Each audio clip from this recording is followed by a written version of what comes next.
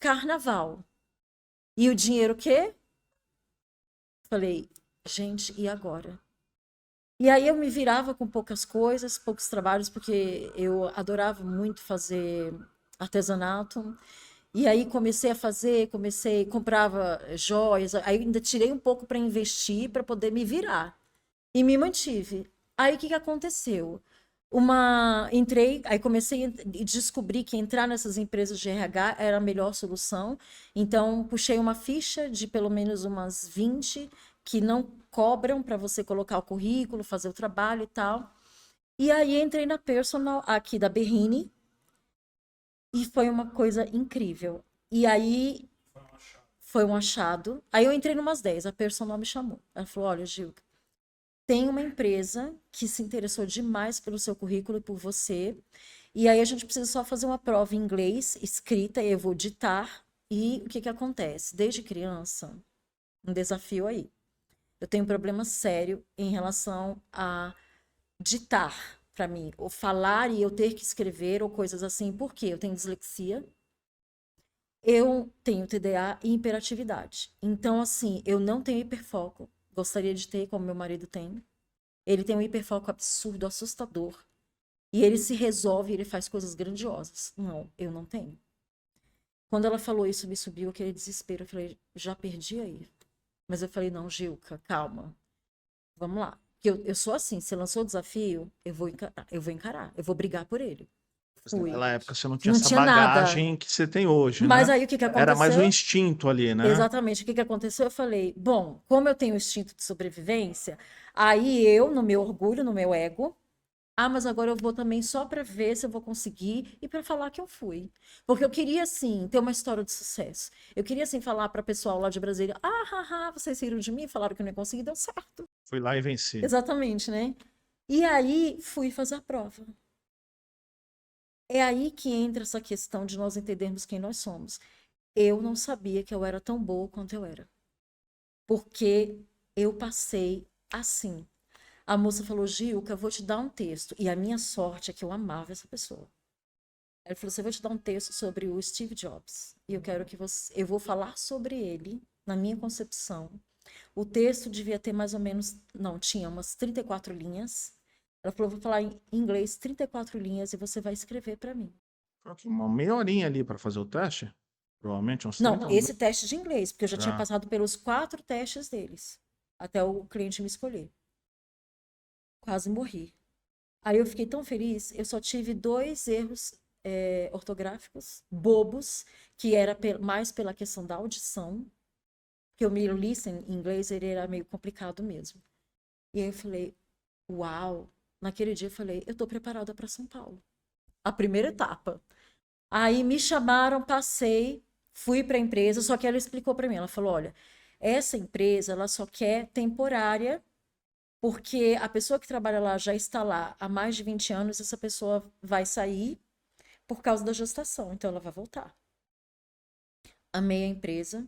E nisso eu tive que abrir mão de, na realidade, do cargo que eu queria, porque como o dinheiro estava acabando, eu não podia esperar. E eu entendi que São Paulo, gente, é uma vida para terminar um processo seletivo. E hoje, trabalhando com RH e carreiras, eu sei disso. Na época eu não sabia. Porque em Brasília é assim: chamou para entrevista, você quer? Pode começar amanhã? É sobre isso. Lá é o processo é assim, ó. Você já vai sabendo que se você passar na entrevista, você vai começar amanhã. O retorno eles te dão na hora. Aqui é um parto. E eu passei por isso. E eu queria, e o primeiro emprego que eles me estavam ali, né, trabalhando para me dar, era para ser secretária executiva do diretor do Bradesco ali da Paulista, aquele prédio lindo lá. E eu queria esse emprego. Eu queria muito. Só que o processo seletivo ainda faltavam 3 etapas, sem data. Quando veio esse da Agora Soluções e Tecnologia, que inclusive o meu ex-chefe mandou mensagem para mim essa semana, vamos tomar um café, Gil, que eu tô sabendo como você tá, eu tô tão feliz e tal. E aí entrei e fiquei com ele. Depois desses 6 meses, que aí vai chegar onde você me perguntou, eu saí, ele me agradeceu, ele falou, olha, Gil, que a empresa é tão boa que não tem turnover lá. Então não tinha espaço para trabalhar. Nem que ele quisesse criar uma vaga. E aí saí. E aí, o que que aconteceu? Nisso, uma amiga minha falou assim: olha, tem uma médica incrível da área de medicina do estilo de vida, do instituto bem conhecido, e eu falei de você, ela quer falar com você. Lá fui eu, né? Porque nesse meio tempo eu já estava indo trabalhar, porque eu sou assim, no movimento, eu vou correndo, eu vou atrás. E aí eu pensei, não posso ficar sem emprego, o que que eu pensei? Vou arrumar um emprego de. Como é que chama aquele pessoal que fica no telefone? Telemarketing, né? Vou arrumar um emprego de inglês, porque paga melhor, que use o inglês. Aí ia para o banco, aquele banco americano, Bank of Boston, Bank of America. Bank of America. Falei, vou trabalhar nele de meia-noite às 6 da manhã, durmo de manhã à tarde, procuro emprego e depois vou para ele. Já tinha criado todo um projeto para não ficar sem dinheiro.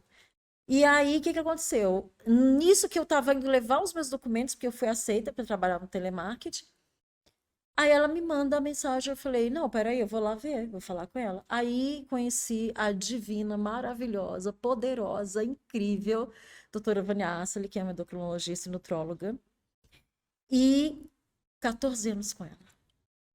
Fiquei na área da saúde 14 anos, no Instituto de Profissionais Incríveis, onde eu também mudei o meu estilo de vida, mudei a minha saúde, e hoje eles me salvaram sobre algumas questões minhas pessoais de saúde. Estão ainda, né, me ajudando nessa luta. E aí trabalhei 14 anos. Só que aí o que que aconteceu?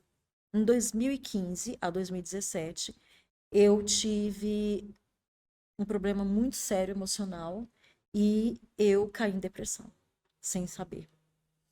E caí em depressão profunda, né? E quase realmente cometi o suicídio. Eu não cometi por causa de um amigo muito querido, que era da área da saúde também, o Renato Pacelli, profissional incrível, médico incrível. E aí ele me ajudou muito. A doutora Vânia cuidou de mim. O doutor Alberto, que é especialista e é referência na saúde mental, cuidou de mim. Foi muito difícil. Nunca pensei que eu passaria pelo que eu passei. E aí o que que aconteceu? Eu tinha uma amiga, tenho ainda uma amiga, que eu vou falar até sobre essa história, né? No artigo, e eu vou citá-la, que é a Liliane. A Liliane estava já há um tempo emergindo dentro do autoconhecimento. E aí ela falou, Gi, a sua vida tá. E ela insistia demais comigo. Só que tem uma questão. A Gilca é muito cética. Eu, ai, tá bom, Liliane. Ela falava, ela falava. Aí teve. Exatamente. Eu preciso ter dados, por isso que é a nossa área. Eu preciso ter dados, eu preciso ter ciência, eu preciso ter tudo isso para eu falar, ah, tá comprovado? Então eu tenho esse viés também. E aí ela chegou para mim, só que teve uma hora, aí como eu tava me recuperando, foi 1 ano e meio, muito Importante difícil. conter essa base, né, de apoio, né? Fundamental nesses momentos. Sim, eu tive que me ausentar de tudo, tive que ir para Brasília porque eu não podia ficar sozinha. Eu estava na iminência de cometer o suicídio a qualquer momento. Quanto tempo você ficou nesse quadro depressivo? Eu fiquei nesse quadro depressivo de uma forma pesada por quase 10 meses. Entrei no tratamento que durou 1 ano e meio. Nos últimos 6 meses eu comecei a reagir. E aí a Liliane chegou mais uma vez e falou: amiga, você lutou tanto na vida, que ela conhecia a minha história. Você lutou tanto na vida. Você falou para mim tantas vezes que você veio para São Paulo para não dar errado. E aí ela começou a falar comigo e aí voltou. Aí quando começou a voltar a Gilca, porque quando você tá na depressão, você não é você. É igual a menopausa, tá, mulheres? Você não é você, você se perde. Não, você não existe. O mundo fica cinza, né? Exatamente. E foi um período muito difícil, Paulo. Imagino. É uma coisa que eu nunca contei em público, acho que pouquíssima gente sabe. Minha mãe se suicidou, né? Então, só quem passa por isso sabe a complexidade que é lidar com isso e muitas pessoas não entendem o que é depressão, o que que é um quadro de esgotamento e que não é uma questão só de desejo, de vontade, né? Seu Não, sistema químico está totalmente desregulado, né? E não basta só ter uma força de vontade, você precisa ter um conjunto de fatores interagindo para que você consiga sair dessa situação, né? Acho que só quem passa mesmo por isso entende a dor do outro lado, né? Mas enfim, ainda bem que você teve essa rede de apoio de especialistas da área de saúde, né? Então isso também ajudou no processo, né? O que foi que começou esse processo depressivo, né? Quais, na sua visão hoje, os gatilhos? O gatilho foi a questão, porque eu e a doutora Vânia, nós tínhamos uma ligação, e temos até hoje, uma ligação muito grande, né? Então, nos tornamos amigas e trocamos alguns lugares aí. Então, eu já não era mais tanto a funcionária dela. E ela tem o perfil, e ela me lembra muito a minha mãe adotiva. Então, o que que eu queria sempre fazer? Não que ela me pedisse, não que ela exigisse, mas ela também via em mim umas outras questões que estavam ligadas a vieses dela. E aí, o que que acontecia? Eu queria o quê? Sempre atender às expectativas. Eu sempre estava, até porque com a minha história de rejeição, de nascimento, de adoção, o que que eu queria?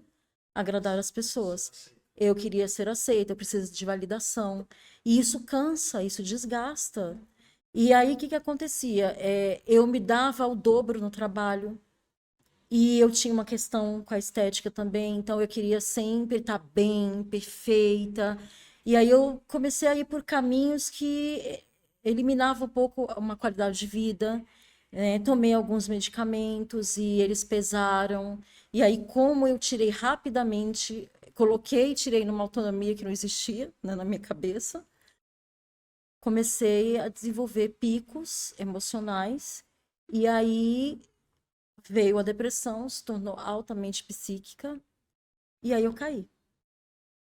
E aí eu caí feio.